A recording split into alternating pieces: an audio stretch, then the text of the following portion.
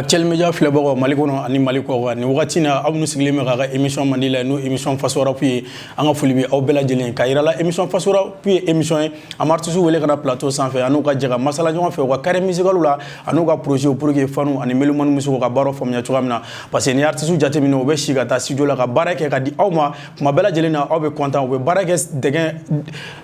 dɛgɛ ani segu min kɔnɔ na aw caman t'o faamuya mais n'u nana plateau sanfɛ an b'a essayer ka question caman poser kunna u bɛ baaraw kɛ cogoya min na aw kan ka se k'o faamuya cogoya min na don n'a natɔ la aw fana bɛ se k'u dɛmɛ u ka baara la cogoya min na o de kama an y'a décider kuma bɛɛ lajɛlen na an bɛ dɔw wele ka na plateau sanfɛ an n'olu ka jɛ ka masala ɲɔgɔn fɛ donc bi wulada in na an y'a décider ka jeune artiste saba wele an n'olu bɛna jɛ ka baara kɛ ɲɔgɔn fɛ u ye baara minnu kɛ ka tɛmɛ don n'a natɔ la u bɛna baara minnu kɛ u bɛ se ka dɛmɛ minnu fana sɔrɔ aw bolo ani kumakan minnu fana b'u bolo u ka baara taabolo la pour que aw bɛ se k'o faamuya cogoya min na donc a ka sɔgɔlen to Actuel Media la kuma bɛɛ lajɛlen na aw tɛ fɔ a jukɔrɔ i n'a fɔ an ka bɔlɔlɔsɔrɔ sanfɛ Facebook Actuel Media YouTube Actuel Media ani an ka site web www.actuelmedia.net an mago bɛ information fɛn fana a b'o bɛɛ lajɛlen sɔrɔ o sanfɛ donc comme n y'a fɔ an ɲɛna ko mɔgɔ saba b'an bolo bi m'a daminɛ kini fɛ fɔlɔ ale tɔgɔ LDK ça va? Oui ça va. Basi t'i la kɔni? Alhamdulillah. Ok sɔnni an ka don émission kɔnɔ est-ce que folikan dɔ b'i bolo ka ɲɛsin an lajɛbagaw ma Mali kɔnɔ ani Mali kɔ kan? Ouais an b'a lajɛbaga bɛɛ lajɛlen fo k'u waleɲuman dɔn surtout kɛrɛnkɛrɛnnenya minnu b'u abonné YouTube ninnu kan k'an fɔ an b'a foli b'aw bɛɛ lajɛlen donc an tɛ se k'aw fo ka ban. Ok donc maintenant Young Dipla ça va? Ça va. I ka folikan ka ɲɛsin an lajɛbagaw ma Mali kɔnɔ ani Mali kɔ kan? Bon sɔnni ka kuma n bɛ bɛɛ fo n bɛ Actuel Media mɔgɔ bɛɛ fo fɛn o fɛn bɛ ka na n bɛ bɛɛ fo ko in bɛ yɔrɔ min Ala k'a tɛmɛ yan. Ok merci beaucoup One Pac kan jumɛn bɛ yen? Non kanba tɛ yen. Foli ka lasi an lajɛbagaw ma Mali kɔnɔ ani Mali kɔ kan? Bon foli bɛ bɛɛ ye fɛn fɛn bɛ k'an suit nin wagati in na fɛn fɛn abonné don Actuel Media la foli b'aw bɛɛ ye quoi n t'aw sara sɔrɔ. Ok merci beaucoup an bɛ tila ka na tuguni LDK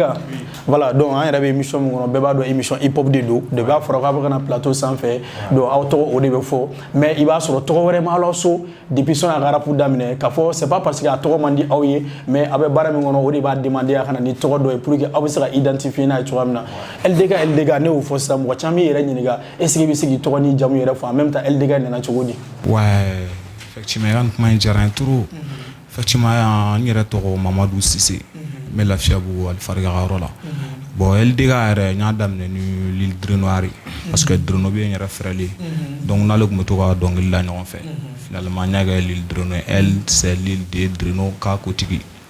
Lil Dreno Kotigi o de LDK ye. LDK.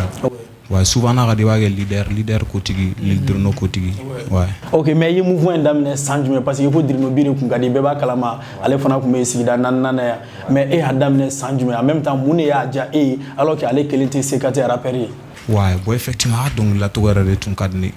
Dreno bi a ka dɔnkililacogo diyara n to bon surtout a ye son dɔ bɔ mana bɛ lajɛ an ka sɛgɛn kun sɔgɔ.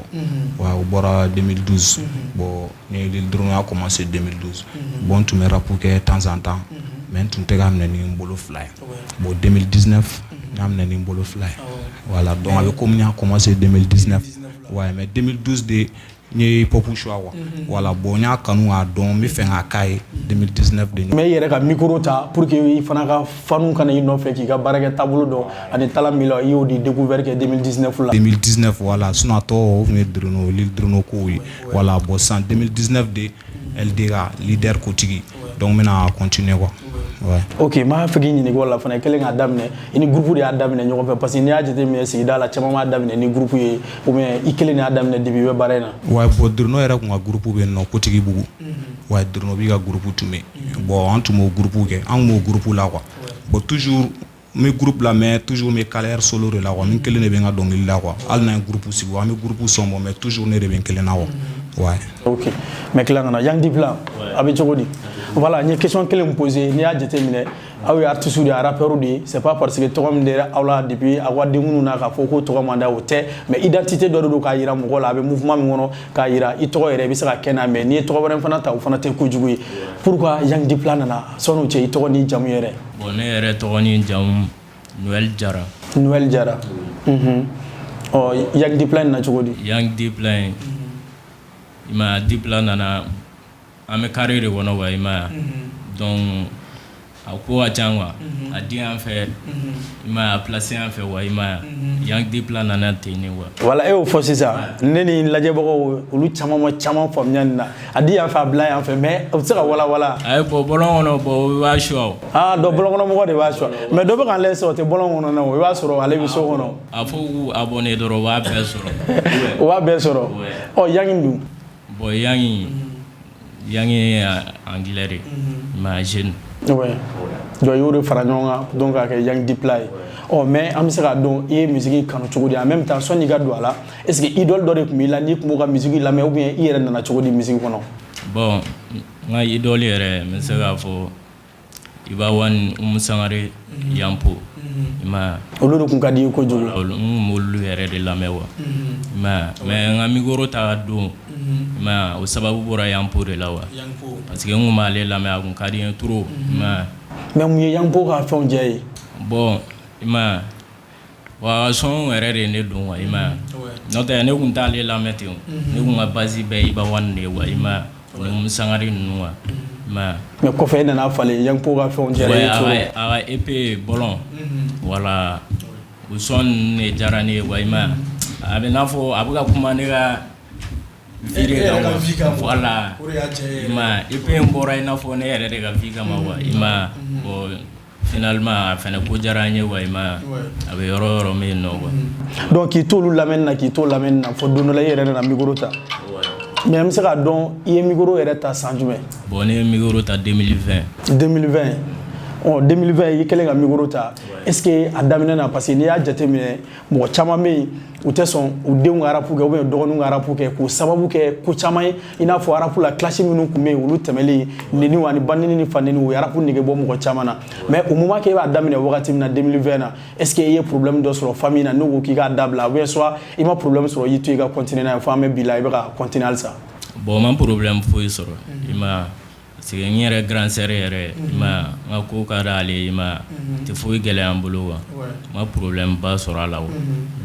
mais i y'a daminɛ fana cogoya min na n ye LDK ɲininka min na i fana i y'a daminɛ ni groupe dɔ ou bien kelen de y'a daminɛ non bon an ka gɛrɛ kun bɛ yen mais bɛɛ b'i yɛrɛ ye wa i ma an bɛ sigi gɛrɛ na mais bɛɛ b'i ka fɛn gérer i yɛrɛ ye wa i ma mais son a tun bɛ son bɔ a dama ou bien e kelen dɔrɔn de tun bɛ rap bon an tun bɛ son bɔ an dama de wa i ma ni mun bɛ taa josi la dɔrɔn an bɛ tugu an bɛ taa wa ni ne fana bɛ taa an bɛ taa wa i ma parce que an ka josi la mɔgɔ 4 de bɛ yen wa i ma mais sisan e ko a ka jumɛn na a ka jumɛn na groupe la voilà an ka groupe mais e y'a fɔ ni tɔgɔ wɛrɛ ye e y'a fɔ ni tɔgɔ a ye mun na an bɛ taa josi la wa studio la wa donc tɔgɔ yɛlɛmɛlen dɛ voilà mais n'an bɛ taa i ma a bɛɛ bɛ taa ɲɔgɔn fɛ voilà i n'a fɔ an mɔgɔ 4 filɛ tuguni ne bɛ taa sisan an bɛɛ bɛ taa wa i ma ok n bɛ tila ka na One Pac a bɛ cogo di donc vraiment b'a fɛ k'i ɲininka i tɔgɔ ni jamu n'i bɛ se k'o fɔ en même temps One Pac fana nana cogoya min na n'i bɛ se k'i da mɔgɔw fana na. Bon, à l'état civil, moi c'est Amidou Doumia. Amidou Doumia. Bon, One Pac, Tupac descendant d'Oron. Ah ouais. Bah, Tupac descendant d'Oron. Bon. Donc Tupac de Kade. Yeah. Oh mais pour que e anga ni musique ba imbe to e ka frafina to e ka boli ka ta fo Amérique ka kila ka ta Tupac choisi. I know. Rap fena borol le lao. C'est pas comme si nga idole do mais rap borol le lao. Ntenga idole. Do ba fa ira Tupac te mais mo kana fenge Tupac mo wara me mimi Tupac nyana bimbo la quoi. Donc to e nana te ni. To e nana te noron. Mais il fait d'amener Sanjumen. Bonne musique d'amener 2019. 2019. Mais son outil, il est à faux. Car c'est pas parce que Tupac y a idolé. Mais genre, il va sur la musique mboro fait chamaya kanu uluga sababula. Mais il y a est-ce qu'il me donne la main ou bien genre groupe ko fana na ini do fana ko d'amener ñoo fo bien kele ni d'amener fo c'est ça. Bon, ne kabi dans la musique la ma carrière solo là. Ma groupe que mais idole yɛrɛ débuté wa LVLB. Ouais. Et que idole yɛrɛ oui. Ah, débuté King. Oh mais Tupac t'es un confessé ça. Genre mu son débuté fana ou bien depuis il be musique yɛrɛ la mais débuté ro jɛrɛ yi son yɛrɛ ka micro ta. Non, pour ça nga micro yɛrɛ ta. Mun ka de wisol la. Tiana wisol la ka son yɛrɛ don fo ka na se studio la wa. Tiana ma. Ouais. Mais yɛrɛ be sigida jumɛn na? ne bɛ Dawurabugu donc an ka foli bɛ Dawurabugukaw bɛɛ min mɔgɔ an lay ni wagati in na donc directement yɛrɛ y'o fɔ i donna na i n'a fɔ wisolda de kun ka di ye mais bibi na an bɛ se k'a fɔ débito fana ka di ye ka fara kan mais i fana y'a daminɛ wagati min na est-ce que i fana ye problème dɔ sɔrɔ dans la famille i ka nin dabila ou bien i ka n'a dabila ni problème ba yɛrɛ de sɔrɔ wallahi mais i sera k'o la convaincre ni mun ye bon famille olu tun tɛ mun fɛ ne fana u t'olu kɛ quoi est-ce que wa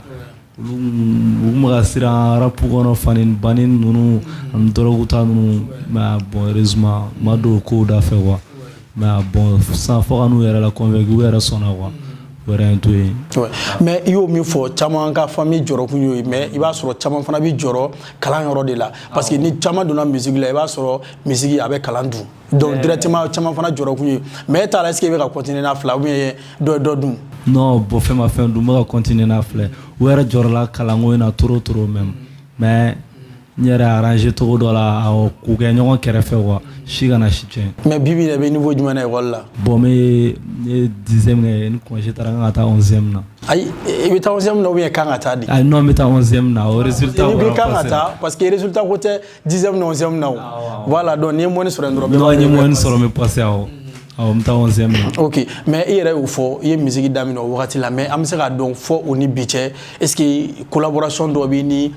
sigida rappeur ni ɲɔgɔn cɛ Dawurabugu parce que i b'a jateminɛ quartier caman kɔnɔ rappeur ni fɛnw bi est-ce que collaboration dɔ b'i ni ɲɔgɔn cɛ parce que classique in fana caman b'a kɛ tɔgɔko ni fɛnw kalama i ma deli ka classique ya ou bien i ni rappeur tɔw fana ka collaboration ko bɛ cogo di bon ni mɔgɔ ye featuring kɛ bon ni sigida rappeur bɛɛ ka di quoi mais ni bɛɛ ka di quoi est-ce que clash ninnu olu tɛ n ka ko ye a man di n ka don da fɛ fɛnɛ quoi mais n sigida bɛɛ ka di n ka bonya bɛ bɛɛ ka bɛɛ ka bonya bɛ n kan mais n'u delila ka collaboration kɛ awɔ ni rappeur dɔ ye collaboration kɛ sigida yɛrɛ la ni rappeur kelen Tati mais n'o dɔrɔn de collaborer la ten par ça mais i fana donlen studio la parce que i y'a fɔ cogoya min na a ma nɔgɔn i n'a fɔ surtout rap kunda n'i taara ko mɔgɔ dɔ k'i dɛmɛ u b'a fɔ awɔ an b'i dɛmɛ mais i b'a sɔrɔ a ma se caman kɔnɔ a ma nɔgɔn au début studio ko ni fɛnw est ce que i ye gɛlɛya dɔ sɔrɔ o ko la ou bien genre i ni jɔn ye baara in daminɛ ɲɔgɔn fɛ studio ko nin ma gɛlɛya i bolo bon moi si bon ye gɛlɛya sɔrɔ dɔn na awɔ parce que dɔnkilila kun ka di n ye mais avant n ka dɔnkili da n kun tɛ studio fan dɔn yɛrɛ mais n dɔnkilida donni yɛrɛ tɛ n kun tɛ studio fan dɔn grand frère dɔ tun bɛ shop tun b'ale bolo quoi ale tun bɛ fini feere ninnu kɛ n tun bɛ taa sigi ale ka da la est-ce que b'a bon a terikɛ dɔw tun bɛ na ale tun bɛ Maɲanbugu a terikɛ dɔw tun bɛ na a ka bitigi da la quoi bon u nana u bɛna a ye dɔnkilila ka di ni sɔn o sɔn bilala la n bɛ se k'a da est-ce que b'a bon a terikɛ y'a ye dɔnkilila ka di n ye i m'a ye bon n yɛrɛ fana gɛrɛ olu la quoi n ko dɔnkilila de ka di ne ye bon a ko Fubate ko n ka flow sɛbɛn o y'a sɔrɔ flow yɛrɛ ballon sɛbɛnnen bɛ ne bolo est-ce que b'a bon a ye n ta an taara Maɲanbugu déjà ale bɛ Maɲanbugu u ka jɔyɔrɔ bɛ studio bɛ bolo Sila musique halisa bɛ yen est-ce que b'a bon an taara Sila fɛ yen don dɔ la su dɔrɔn a nana an sɔrɔ dɔrɔn ko n ka pɛrɛ ko su in na an bɛ jigin ni bitigi bɛ datugu dɔrɔn an bɛ taa ɲɔgɔn fɛ Maɲanbugu bitigi datugutɔ dɔrɔn an taara Maɲanbugu n taara n ka prise kɛ o y'a sɔrɔ biti b'a bolo a ye biti kɛ n yɛrɛ bɛ to ka ci biti kan an taara prise de voix dɔrɔn kɛ dɔrɔn ka na mais fɔ bi donc a baaraw ma gɛlɛya a ma gɛlɛya ten wa fɔ bi n'u bɛ ka continuer ɲɔgɔn bolo bon ko cayara tiɲɛna contact b'an cɛ an bɛ ɲɔgɔn lasɔrɔ fɛn bɛɛ mais olu ka ko cayara ale ye élève ye n bɛɛ tɛ se ka continuer ɲɔgɔn fɛ wa mais halisa ni grand frère bɛ ɲɔgɔn bolo fɛn bɛɛ n ka ko bɛ n kɔrɔkɛ mais staff b'i bolo n'i ka ko bɛ yen ni staff bɛ baara kɛ ou bien i ma staff sigi fɔlɔ wa staff bɛ n bolo i n'a fɔ n y'a fɔ cogo min n ka ko bɛ n ka jɔnw ni n kɔrɔkɛw de quoi mais manager tɛ yen dɛ staff ni n kɔrɔkɛw de b'a fɔ quoi manager ko in problème nana niveau jumɛn na soit i yɛrɛ de m'a ɲini i bɛ k'a to staff ma staff ka i ka baaraw kɛ yan bon n ye manager ɲini n kun ye manager sɔrɔ mais famille ka problème nana manager parce que a ka di n'i ka rappeur ka baara kɛ a ka avancer ɲɔgɔn fɛ mais famille bɛ ka ci ne yɛrɛ ka rap kun sigilen tɛ kali kan parce que ni famille bɛ ka mankan ne yɛrɛ tun bɛ siran quoi ni famille ye kuma caya ne bɛ n tulo da est ce que bɛ ka mais i b'a dɔn o tɛ diya manager ye hali ne tun taara prester yɔrɔ dɔw la ne an ka mɔgɔ dɔw ye dɔrɔn ne tɛ se ka prester quoi a tant que hakili b'a la k'u bɛna taa fɔ so est ce que bɛ ka i tɛ se ka walawala ten quoi bon o tun man di manager ye est ce que bɛ ka bon n'ale ka ko nana sumaya mais halisa ko b'an cɛ quoi ma n'a ko sumara dɔɔni. mais ni manager sɔrɔ bi n'a bɛ baara kɛ. awɔ ni manager sɔrɔ an mago bɛ dɛmɛ la ni manager sɔrɔ bi n'a bɛ baara kɛ c'est normal. ok problème t'a la LDK voilà ni ye baara in jateminɛ a ka baara in a ma nɔgɔn n b'a fɛ k'i ɲininka i ka studio daminɛ na i yɛrɛ y'a fɔ i dɔ tun bɛ yen de n'i ye tɔgɔ daminɛ n'u ka musique sababu ni fɛnw na mais est ce que au début a tun b'i dɛmɛ i ka mouvement ni fɛnw na ou bien jɔn yɛrɛ tun b'i dɛmɛ i ka mouvement na i ka studio ko n'i ka fɛnw soit i ye baara in daminɛ ni gɛlɛya de ou bien i ma gɛlɛya sɔrɔ a daminɛ na. Bon, au début ni Drenoro tun bɛ ko kɛ ɲɔgɔn fɛ quoi parce que studio dɔ tun b'ale yɛrɛ fana bolo a ka so i ma bon an tun bɛ to ka dɔnkilida fɛ yen nɔ i ma bon m'o si gɛlɛyaba y'a la ten tɔ kosɛbɛ a bɛ komi hali wagati min na ale yɛrɛ fana tun b'a ka fɛ la a bɛ taa prestation na ne tun bɛ taa ɲɔgɔn fɛ a bɛ taa concert yɔrɔ la ne tun bɛ taa ɲɔgɔn fɛ bon donc ne ma o gɛlɛya la i n'a fɔ tɔw y'a la cogo min na quoi bon n yɛrɛ y'a daminɛ wagati min na pour le moment n b'a kan position min na sisan wala n bɛ se k'a fɔ sisan a bɛ se a bɛ ka gɛlɛya n ma mais a bɛ gérer. a bɛ gérer oui. ok i yɛrɛ y'o fɔ a daminɛ na mais est ce que n'a delila ka collaboration kɛ ɲɔgɔn fɛ. Dreno ali le no. ah mais a ye ka musicien da ɲɔgɔn fɛ. an ye son da ɲɔgɔn fɛ trop an ye musique caman da. an ye musique caman da ɲɔgɔn fɛ mais e yɛrɛ y'o fɔ gɛlɛya ko ni fɛn ninnu na wagati dɔ la olu bɛ na musique ko na parce que a kɔnɔna ko ma nɔgɔn mais est ce que staff fana b'i bolo a dan ma soit manager b'i bolo ni min bɛ ka baara kɛ ɲɔgɔn fɛ yan ou bien i kelen de bɛ baara la. wa n kelen de bɛ baara la mais sisan manager bɛ n bolo sinon fɔlɔ manager tun tɛ n bolo mais sisan manager bɛ n bolo. ouais. mais staff ko dun. ouais staffu sigira. staffu sigira mais n'i y'a jateminɛ fana C4 la yan caman b'a fɔ vraiment rap soba de ye yan ye donc o ye mɔgɔw ka kuma ni fɛnw ye en même temps clash ni fɛnw fana bɛ yen a bɛ ɲɔgɔn frotter waati jɔ ka tɛmɛ est ce que e tun bɛ clash kɛ parce que e yɛrɛ mɔgɔ min fɔ bɛɛ b'a dɔn a tun bɛ clash kɛ a ka son dɔ la hali n'a ma tɔgɔ fɔli kɛ mais i fana bɛ ten ou bien soit olu t'i ka ko. bon ne ye clash kɛ yɛrɛ mɔgɔw tun b'an clash o ne ye clash kɛ trop. mais dɔw bɛ hali n'u bɛ clash olu tɛ sɔn ka clash kɛ olu tɛ répondre kɛ quoi. k'i clash k'i ban ka répondre. non fɛn fɛn an clash non ni an clash dɔrɔn an b'i répondre. yon ni an kɔrɔ dɔrɔn an b'i laminɛ o temps o tɛ ne. mais o clash min fana na est ce que a ye problème sɔrɔ a ko ni fɛnw na. bon fo n'a kɛra ma kɛ aw yɛrɛ dama mais fo ka taa se famille ma u k'a fɔ a nin dabila. bon an kɔni an ye problème sɔrɔ soirée yɔrɔ ni podium yɔrɔ la u bɛ siège ta k'an bon u bɛ gabakurun kɛ k'an bon donc u b'an foroki jinɔgɔ ni fɛnw na fo n'a kɛra du yɔrɔ ye sinon à part ça. a ma se famille na ka taa. non a ma se famille na ko polisi la taga a kɛra tan ou bien a bɛ tan non o si ma kɛ. podium kabakurun film ni jinɔgɔ. voilà u y'an poroporoli minnu kɛ n'an bɛ ɲɔgɔn gosi so yɔrɔ la voilà fo n'a kɛra olu ye sinon par ça foyi. ok mais n'i ye musique fana jateminɛ e yɛrɛ y'a fɔ i ma gɛlɛyaba sɔrɔ a daminɛ ni fɛnw na mais i y'a fɔ fana staff fana b'i bolo manager b'i bolo bi bi in na n'u bɛ ka baara kɛ ɲɔgɔn fɛ mais i yɛrɛ ka projet ko ni fɛnw bɛ cogo di i n'a fɔ i ka inspiration bɛ na cogo di. bon inspiration bon i bɛ dɔnkili i bɛ inspiré sɔrɔ dɔrɔn i b'i sigi kɛ inspiré la de n bɛ sigi kɛ inspiré la sɔnni i ka dɔnkili la i bɛna dɔnkili sugu jumɛn yɛrɛ da dɔnkili yɛrɛ bɛ kuma mun de kan donc i b'i ka texte n bɛ n ka texte bɔ an ka dɔnkili sɛbɛn ten a ma se k'a fɔ n bɛ fɛn wɛrɛ kɛ ka ko wɛrɛw kɛ ka inspiration ɲini n'o ye quoi. mais e yɛrɛ ka style kelen jumɛn bɛ e yɛrɛ la ou bien style caman mana na i bɛ se k'i débrouiller a bɛɛ la. ouais style n bɛ style bɛɛ kɛ n bɛ trap kɛ n bɛ dancehall kɛ n bɛ afro kɛ. mais i tɛ donsoŋɔni kɔni kɛ. non n tɛ c'est la parole la. ɔ jarabi son ninnu i b'o fana kɛ. ouais n bɛ jarabi son kɛ n bɛ jarabi son kɛ o ye n ka son n ye EP dɔ bɔ o la yɛrɛ. voilà n b'a fɛ k'i ɲininka o yɛrɛ la. n kɛlen ka baara in daminɛ EP de b'i bolo bien album. ouais n bɛ ka EP dɔ bɔ n bɛ ka EP dɔ bɔ Zipagala fɛ parce que ale yɛrɛ kɛlen don k'an signer a ka label la GLM. ok voilà n'i y'o jateminɛ n yɛrɛ tun b'a fɛ k'i ɲininka o la donc directement Zi ye e ka fɛnw ye cogo di k'a fɔ k'i kana fɛ k'a signer pour que diffusion e mun de yira a la pour que a bɛ ka baara kɛ ɲɔgɔn fɛ. bon Zi ko diyara ne yɛrɛ de Zipagala ko diyara ne yɛrɛ de n bɛ to ka taga studio la all time an bɛ baro ni fɛnw kɛ bon mɔgɔ kɔnɔna mɔgɔ tɛ quoi i m'a ye finalement n yɛrɛ y'a lasigi an ka problème fɔ an ɲɛna donc a yira n na ko mɔgɔw kelen don donc an ka baara kɛ awɔ bon n yɛrɛ fana ka ko diyara ye donc a tɛ ko mun nana ten k'a ye n ta ten o tɛ quoi n fana ko dɔw de kɛ pour que o fana ma ouais. ok i bɛ ka EP min bɔ EP in fana bɛɛ bɛna kɛ ale de fɛ yen yan. ouais ale de b'a bɛɛ kɛ. mais est ce que EP in fana i b'a fɛ ka wagati fɔ a la mɔgɔw bɛ se ka sɔrɔ wagati jumɛn soit n'a baara i b'o kuma fana kɛ. ouais bon n'a baaraw banna an b'olu kumaw kɛ bon décembre kɔni de la EP in bɛ bila mois de décembre. mais i b'a fɛ ka EP in kɛ cogo di. bon n bɛ fɛ ka EP in kɛ ka dugu yɛrɛ de ɲagami EP in n bɛ fɛ ka kɛ ka dugu yɛrɛ de ɲagami. mais i bɛna collaboration dɔ k'a la ou bien kelen de bɛna bɛɛ kɛ pour que mɔgɔw ka dɔn i bɛ baara min na. ouais collaboration dɔ b'a la featuring kelen de b'a la sinon a tɔ ye n yɛrɛ ye. a tɔ bɛɛ ye yɛrɛ ye mais a bɛna morceau ninnu bɛna caya ou bien i bɛna a bɛrɛ bɛn pour que mɔgɔ kana caman k'a la. Non, n bɛna kɛ 700 dɔrɔn. 700 ouais. Ɔ mais o fana na n'i y'o kɛ i b'a sɔrɔ dɔw bɛ yen son ka di dɔw ye mais image fana ka di dɔw ye est ce que i bɛna clip ko fana k'a la. Ouais, clip b'a la. N bɛ clip k'a la, clip 3 bɛɛ b'a la. Ok, genre i yɛrɛ y'o fɔ sisan Zi fana ye mɔgɔ min ye bɛɛ b'a dɔn a bɛ baara ni fɛnw kɛ en même temps i bɛ se ka mun fɔ o yɔrɔ fana Zi ka baara kɛ cogo a ye fana don cogo di vraiment e ka fɛnw jɛra e fɛn dɔ de yira a la mais a ka baara kɛ cogo fana bɛ e bolo cogo di. Bon Zi ne yɛrɛ bolo tɛ Mali bɛɛ kɛ bɛɛ ne bɛ Zi Pagala la bɛɛ b'a baara kɛ cogo dɔn jɔn bɛna fɔ ko Zi Pagala baara kɛ non bɛ taa a bɛ taa bɛɛ b'a dɔn il est bien ou bien ouais. Ok, problème t'a la Young Dipla et voilà m'a f'i k'i ɲininka i ka projet ninnu daminɛlen ka se bi ma est ce que mixtape ou bien EP ou bien album dɔ b'i bolo. Bon n bɛ ka EP de labɛn wa mais EP YMD. EP YMD. YMD o kɔrɔ ye jumɛn ye. Bon jeune YD YMD mais jeune millionnaire jolima wa. Ah donc million mi pour ça quoi. Bon loga tɛ o. Ok o baara in fana na sɔnni o cɛ est ce que i single minnu bɔ en même temps est ce que i delila ka clip fana kɛ pour que mɔgɔw k'i ka identité fana ye. Bon non ma deli ka clip kɛ. Bon EP in kɔnɔ wa n bɛ fɛ ka clip kɛ wa mais o bɛ n kun na wa. Ouais EP in fana na i kelen de fana bɛna a baara bɛɛ kɛ ou bien soit. Bon kelen de bɛna kɛ.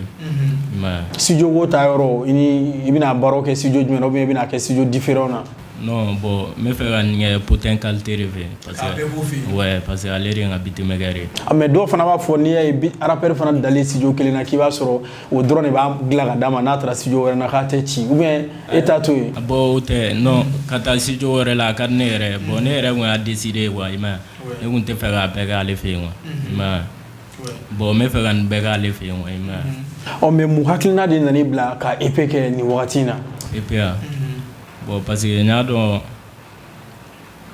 a ka di n ye quoi i m'a ye a ka di n ye a ka di n ka faniw ye i m'a ye a courage bɛ n na a dɔnniya fana bɛ n na quoi i m'a ye. Ouais o de bɛ n'i bila EP kɛ mais an fana bɛ se k'an sigi ni wagati jumɛn ani fani minnu bɛ k'an lajɛ olu bɛ se ka wagati jumɛn ɲini bila u ka position na k'a fɔ n'a bɔra u b'a sɔrɔ ou bien olu ko fana bɛ staff ka ou bien manager ka bolo kan. Bon manager tɛ n na. Manager t'i bolo mais pourquoi manager t'i bolo.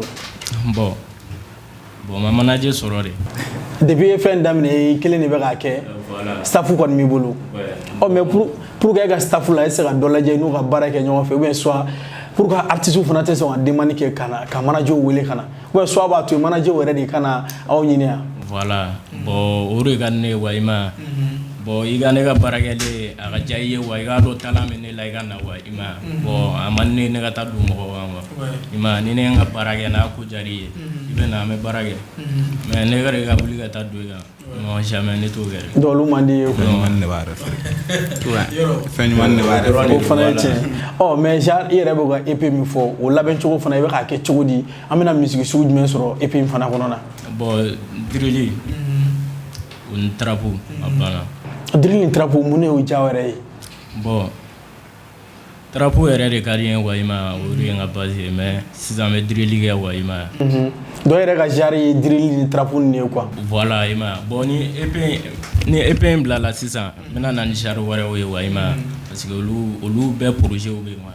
i m'a ye mais n bɛ fɛ ka o bila fɔlɔ wa. Ouais mais est ce que i delila ka concert kɛ i yɛrɛ tɔgɔ la fɔlɔ. Bon n ma deli ka concert kɛ fɔlɔ. Mais concert kɛ yɔrɔ ninnu fana i bɛ taa mɔgɔw ka concert la est ce que i ye problème sɔrɔ olu yɔrɔ dɔ la parce que i y'a fɔ manager t'i bolo a bɛ se ka kɛ e n'i ka staff yɛrɛ de bɛ concert ni fɛnw ɲini soit i ma deli ka taa presser mɔgɔ fana ka concert la. Bon n taara concert la i m'a ye. Mais olu ko ninnu i ye gɛlɛya dɔ sɔrɔ olu fɛ modèle ninnu na. Bon n ma gɛlɛyaba sɔrɔ ten tɔ wa i m'a ye. Ouais mais i y'a fɔ fana ko i ka EP in fana kɔnɔ i bɛna clip dɔ bɔ a kɔnɔ na mais mun hakilinaw fana parce que e yɛrɛ y'a fɔ cogoya min na ni manager ni fɛnw tɛ yen i n'u ka baara kɛ o fana ka fɛn dɔw coordonner a ma nɔgɔn mais i bɛna clip in fana a baaraw fana bɛna kɛ cogo di. Bon a baara ni n ka staff dɔrɔn de b'a kɛ i m'a ye. N'a bɔra n'a ye o dɔrɔn de don wa ni talent min talent tɛ yen a bɛ dɔn. A bɛ dɔn o mais i ma concert kɛ mais podium fana i ma deli ka podium fana kɛ. Bon n ma deli ka podium kɛ bon n tɛ podium yɛrɛ de fɛ. mun tɛ podium fɛ mais caman bɛ podium kɛ pour que u fana bɛ se ka ye ka minnu tɛ se ka wari sara ka don concert la pour que olu fana bɛ se ka satisfait cogoya min na mais ne ko i tɛ podium kɛ denmisɛnnin minnu bɛ suit ni e ka di olu b'a kɛ cogo di. bon u bɛ se ka podium kɛ bon podium olu bɛ temps perdu de ne bolo mais e ka fanu minnu bɛ yen minnu tɛ se ka wari sara ka t'e lajɛ concert la. bon n bɛ se ka concert de kɛ n'o tɛ podium kɔni non n tɛ da ka miiri n'o ye yɛrɛ. olu t'i ka projet la quoi. ok problème t'a la mais tila ka na one pack donc n b'a fɛ k'i ɲininka n'a y'a sɔrɔ i fana album dɔ b'i yɛrɛ bolo sira la ka na ou bien i delila ka bɔ ou bien EP. non ma album bɔ ma mix bɔ ma EP bɔ mais EP bɛ sira la. EP bɛ sira la EP tɔgɔ. Remontada. Remontada ayi donc i kun bɛ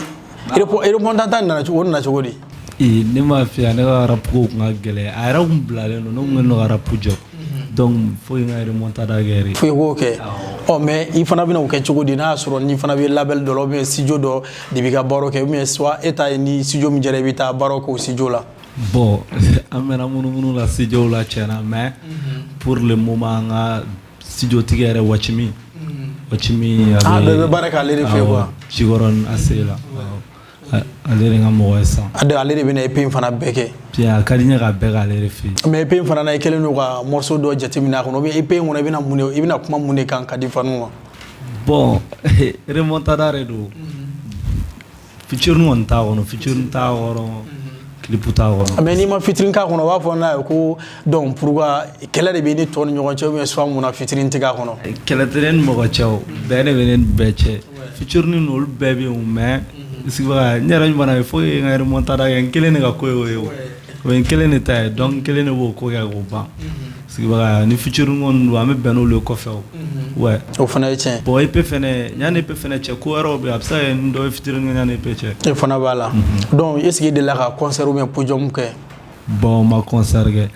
ma podium kɛ n ye choisi kelen pere kɛ. showcase o fana nana cogo di dɔw de y'i wele k'i bila o la ou bien soit i yɛrɛ de y'a décidé k'olu kɛ. bon n yɛrɛ de y'a décidé ka showcase kɛ. i y'o kɛ yɔrɔ jumɛn. Turukɔrɔ Redouane kɔnɔ. o ko fana kɛra cogo di donc mɔgɔ bɔra ka t'i soutenir a don. a don content na yɛrɛ de jama taara fɛn bɛɛ mun ma sigi n'o ye n y'o de ye quoi sigibaga a don n jouera n ka staff bɛɛ jouera quoi sigida bɛɛ yɛrɛ jouera dɔrɔn sigibaga. remontada la i kelen de bɛ n'o kɛ mais est ce que Redouane ta in na i kelen y'a kɛ yan i ye artiste wɛrɛw wele n'olu ka jɛ ka baara kɛ ɲɔgɔn fɛ yan. ouais o diyagoya n ye artiste baden wele n ye artiste baden wele o taara presse tɛ fɛn bɛɛ mais ni minnu ka di dɔrɔn olu taara presse tɛ fɛn bɛɛ. mais bi bi in na caman bɛ trap ni drill de fɔ e fana ka genre ye jumɛn ye style sugu jumɛn yɛrɛ de bɛ e ka musique ci. bon mun yɛrɛ bɛ ne ci mun bɛ ne ka fanu cɛ trap dɔrɔn de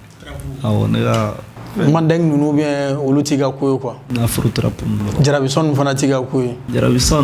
bon olu ye ka ko ye mais pour le moment on ma don olu da fɛ fɔlɔ. on ma don olu da fɛ fɔlɔ. olu ye sira la o quoi mais ko ye fɛrɛ.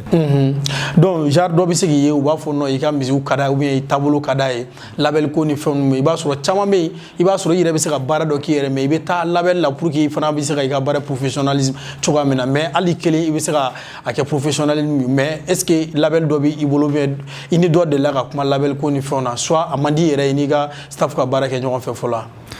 bon label tɛ bolo ni mɔgɔ ma label ko kuma kɛ. ma don ko da fɛ fɔlɔ mais c'est pas comme si a man di n ye a ka di n ye parce que n yɛrɛ y'a fɔ cogo min n ka ko bɛ n kɔrɔkɛw de quoi ani n ka manu bon an bɛɛ dun ye élève ye ɲɔgɔn kan i b'a dɔn a position ma nɔgɔn dɔɔni donc ni mɔgɔ kɔni nana k'a bɛ ne ta o ko la ne tɛ ban o la o ouais ni ne y'a ye dɔrɔn an ka kow bɛ taa ɲɔgɔn dɔrɔn ne bɛ taa o la o ouais o fana don quoi. ok mais n'i ye i ka musique ninnu fana jateminɛ genre yɛrɛ y'a fɔ trap de ka di i yɛrɛ kosɛbɛ mais n'i bɛ ka trap yɛrɛ kɛ a bɛ e yɛrɛ bila cogo di. bon ne bɛ ka trap yɛrɛ kɛ parce que ne b'a dɔn o de bɛ ne ka fanu don quoi sholen don fɛn bɛɛ donc n yɛrɛ bɛ show dɔrɔn. ok genre mɔgɔ caman b'i ka son lamɛn i b'a sɔrɔ i dɔlen don yɔrɔ caman ni fɛnw na mais concert ta yɔrɔ ninnu na i b'a sɔrɔ a ka di i ka taa concert dɔ ni fɛnw na est ce que i delila ka problème sɔrɔ olu la au niveau la parce que a bɛ mɔgɔ caman décourager mais dɔw b'a fɔ non découragement tɛ don n'a nataw la hali n'i yɛrɛ ma i ma taa o yɛrɛ b'i wele bila i ma est ce que i delila ka problème dɔ sɔrɔ concert kɛ yɔrɔ ninnu na. patron nkalon tɛ hali sini an b'o problème sɔrɔ ne y'o problème ballon yɛrɛ de sɔrɔ. ma taa concert kɛ yɔrɔw la i ne b'a fichier ye n bɛ taa yira n ka staff la ni staff ye minnu ye u bɛ n'a yira n na an bɛ fɛɛrɛ kɛ ka o numéro ta k'o wele u b'a fɔ k'an ka taa a dɔw la i bɛ taa cɛ wa rappeur yɛrɛ bɛna ci ɲɛna n ka cɛ ka sɔrɔ i ma ci i bɛ taa i tɛ cɛ a dɔw la donni ko problème yɛrɛ bɛ na i bɛ taa cɛ parce que e de ye weleli kɛ olu bɛ don diɲɛda fɛ o ye tiɲɛ mais i bɛ taa a kow bɛ gɛlɛya a bɛɛ la i tɛ ci wa degura i bɛ kɛ togo dɔ la mais ni miiri dɔ de b'a dɔn nin bɛɛ fana y'a étape dɔw ye quoi kɔrɔkɛ foyi t'a fɔ k'a nɔgɔya ni fɛn fɛn b'a fɔ bɛɛ b'a fɔ ko ye gɛlɛyaw sɔrɔ a kɔnɔ donc nin fana ye n ka gɛlɛya de ye quoi mais a m'a assumer dɔrɔn. Ok. LDK ka podium ko ni ka concert ko bi cogo di de la k'olu dɔ di C4 la yan. Ouais, ni podium kɛ C4 la Lafiya Bugu Alfariga ka terrain kan. Ouais, ni showcase kɛ Redouane na Torokorobugu. Ouais, ni showcase kɛ ka bɔ C4 la fo Torokorobugu. Torokorobugu. O nana cogo di? Bon, nga fɛn a gérant yɛrɛ Sule. Ouais, effectivement ne ka musique ka d'a trop. Ay ne ka musique ka d'a bon ne wele wona som se kana showcase ku ka restaurant na. Bon a sɔrɔ a da yɛlɛntɔ la don. Bon est-ce que ne yɛrɛ ma kɛ mɔgɔ fɔlɔ yɛrɛ mun ye showcase kɛ yen nɔ. Ouais. Ok. Podium fana o fana hakilina nana cogo di? Bon podium hakilina nana n teriw de la n ka élément de ko ka podium organiser. Bon donc an farala ɲɔgɔn kan podium kɛ. O kɛra Lafiya Bugu yan. Olu ko fana kɛra cogo di? Bon podium na bon est-ce que ouais gɛlɛya sɔrɔ podium na parce que an ka podium kɔnɔna yɛrɛ de kɔnɔ an ka podium yɛrɛ de bɛ ka kɛ wagati min na donc policiers nana ko an ma taga déclaration kɛ policiers la quoi i ma bon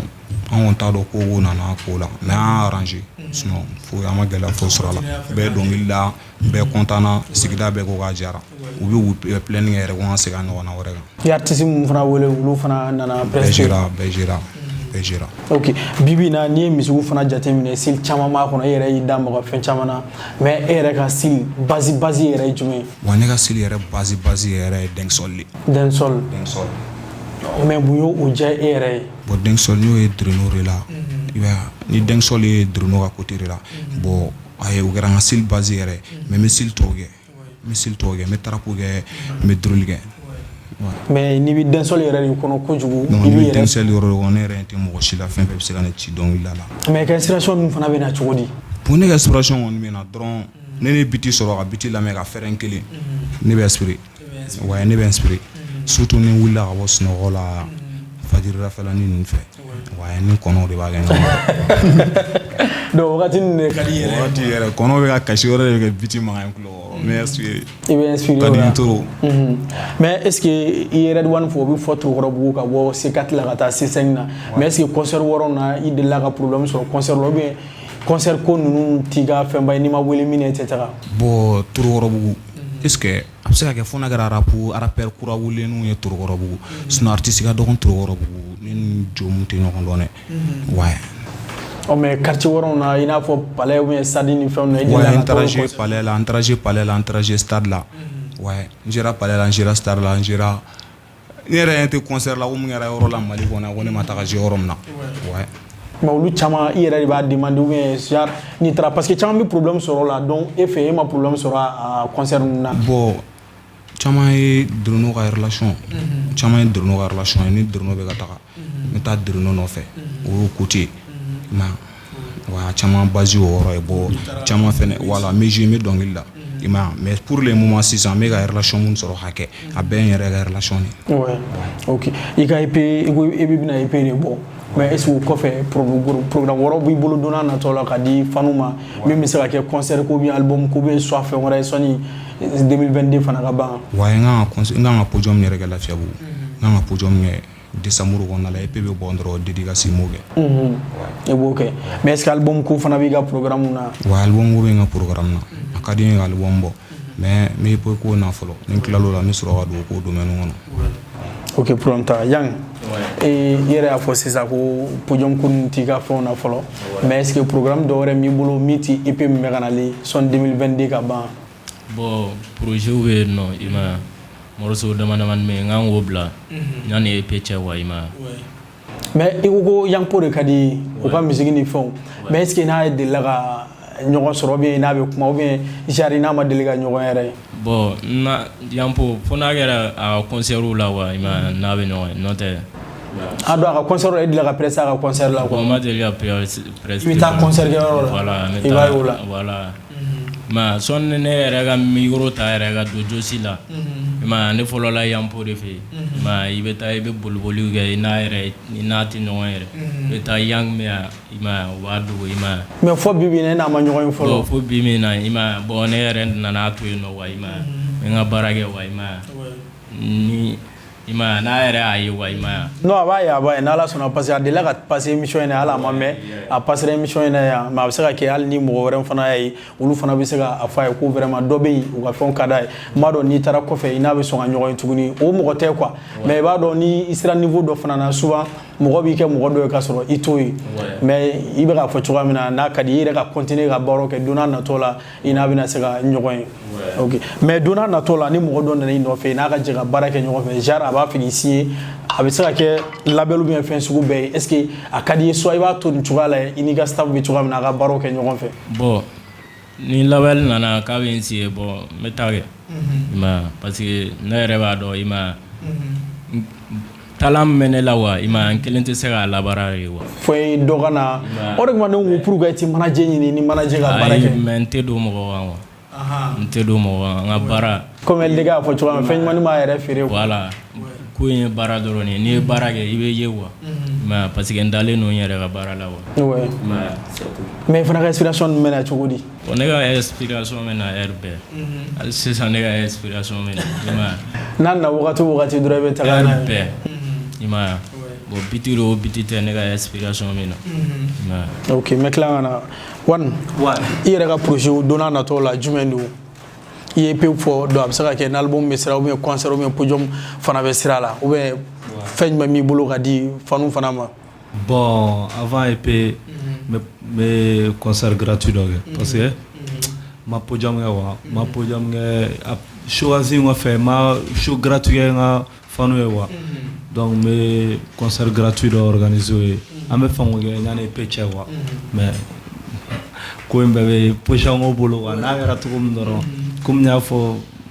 cogo min ni n kɔrɔkɛw don wa n'a ye position sɔrɔ dɔrɔn avant EP kɔni a tɛ kɛ a bɛ kɛ EP kɔni ɲɛ wa yɔrɔ ka podium gratuit dɔ d'u ma kɔfɛ ka sɔrɔ ka na EP bila ka sɔrɔ ka na EP bila o kɔfɛ wa ouais voilà i yɛrɛ y'o fɔ donc u bɛ se ka k'i ka projet ni fɛnw mais mɔgɔ min bɛ k'i lajɛ sisan a bɛ se ka kɛ i ka fɛnw taabolo ni fɛnw bɛ ka ja donc n'a mago bɛ e ka musique la u bɛ e ka musique sɔrɔ cogo di bon n ka musique bɛ YouTube kɔnɔ a bɛ YouTube sanfɛ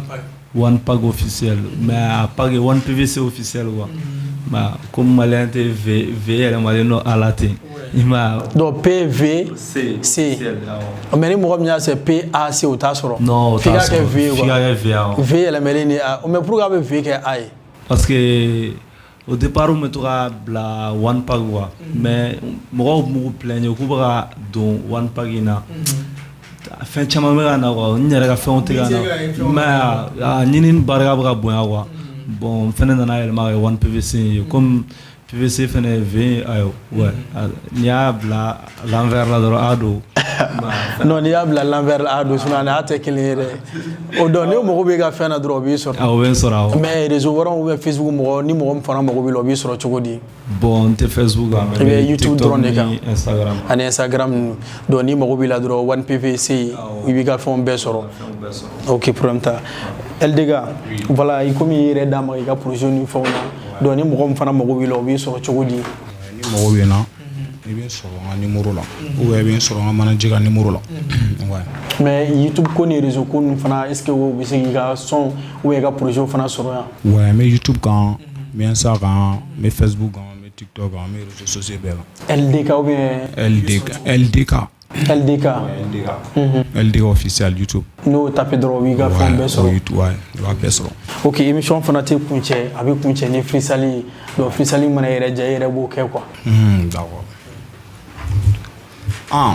u ye koro tan ka ma ɲe kɔsiw ma succès bɛ ka na u b'u fâché de cachet bɛ ka caya bɛɛ ko LDK ne tɛ da Mali la fo n ka persi fa ne tɛ toro fefɛ fo n ka Grammy ta ne bɛ baara dɛgɛ i ko Kadafi chaîne filɛ nin kan na i ko Kunta Kunte dusu bɛ baara kɛ ne ma jɔn n yɛrɛ la fo n ka Mande taama i ko Sunjata nɛgɛtigɛ yɔrɔ n ko ye fanda ye cɛbakɔrɔ dɛsɛliw ye PD Ala ka barika don n ka paw la n ka succès kana bin i ko Yeli Fuzo n sɛgɛnna ɲalala n tɔɔrɔ la n nenina n bugɔra n janfara découragement zore ya ok super merci beaucoup mais ye kɔrɔ tan ye Yeli Fu tan ok faut t'a la ok Yang voilà i yɛrɛ ka kumakan laban en même temps i ka niveau bɛ minɛ hali n tɛ kɛrɛ kɛlɛ tɛ ne ni ɲɔgɔn cɛ i ye gamɛ ni fa b'i la ne kunkolo tɛ i bɛ miiri fɛn min na filɛ nin bolo Pepsi D i tɛ bɛrɛ dɔn ni dɛsɛra fɔ n'o tɛ anw tɛ duwawu bɔrɔ fali b'a ye sécurité sigida ɲagalen bɛ n bolo n bɛ ka sini kɛlɛ kɛ i bisa bɛ n ka miliyɛn da i b'a fɔ kirira i tɛ bɛrɛ bɔ kuma t'i ka manu ma i ka siɲɛ uju wɛrɛlen don ma sentiment ta i n'a fɔ n ka bititi tabasi tɛ an bɛ zilɛ la Bakari a ye ma fili n'u y'u yɛrɛ kɛ sini a kuma bɛ fɔ Samake bɔlɔn tɛ filimu ni a bɛ kɛ de bɛɛ b'a ye an balo ye Elemi Joli ye pɛnsɛn kelen dɔrɔn mi laada an bɔra ka jɔ an ka laada air bɛɛ ok super ok one pack ok freestyle ni zoro tɛ wɔɔrɔ ye ne tɛna taa EPP sera la remontada single 5 cɛ bɛɛ bɛna dɔn bɛɛ bɛna fɔ ko ye koba dɔ kɛ ege yan tɛ Baby Girl Paris la sa a bɛ n'a fɔ e tɛ madala ne yɛrɛ don jinɛ woloso an man ka lɛsi ta mun na go u bɛ ko bakɔrɔni u tɛ ko i bɛ ɲɛfɛla siɲɛ cɛ maladi don aw bɛ ka don dɔ cɛ an bɛ ka go hali k'i dogo cɛ n'an bɛ ka bɔ n'i ma ko wɛrɛ kɛ cɛ mɔgɔ tigi dɔn i bɛ tagama to de b'i ko marathon i ka marabutu ye a tɛ foyi dɔn ok super donc an b'a daminɛ la i ka folikan laban pour que an bɛ se ka bɔ émission kɔnɔ ka ɲɛsin an lajɛbagaw ma Mali kɔnɔ ani Mali kɔ kan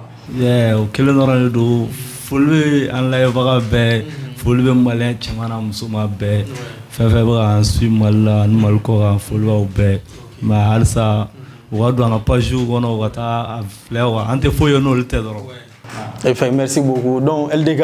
il y a folie là-bas, il y a un lajɛbɔ Mali kɔnɔ ani Mali kɔ kan. Ouais, n ka foli bɛ Mali kɔnɔ an ɲɛ bɛɛ lajɛlen surtout an président kura Hasim n ka foli yɛrɛ b'an ka Sim ye kɛrɛnkɛrɛnnenya la Actuel Media n ka foli b'aw fɛnɛ ye n ka foli bɛ n yɛrɛ woloba ɲuman ye ani n yɛrɛ parents bɛɛ lajɛlen an n'an kanumɔgɔ bɛɛ lajɛlen. Ok, merci beaucoup. Yang Dipla, il y a folie là-bas, il y a un lajɛbɔ Mali kɔnɔ ani Mali kɔ kan. Ouais, n ka foli bɛ bɛɛ n ka cɛ an kanubagaw i ma an t'u sara sɔrɔ wa i ma bon n bɛ mun fɔ ka gɛlɛya bɛɛ ka t'i abonné wa i ma bon et puis n t'a fɛ i ma a ka tɛmɛ ten n'a tɛmɛ ni ɲinan ma cɛ dusukasi b'i faga sugu ok non merci beaucoup k'aw yɛrɛ fɔ a ka déplacement na donc n b'a fɔ an lajɛbagaw ɲɛna nin wagati na Mali kɔnɔ ani Mali kɔ kan ka émission faso rap la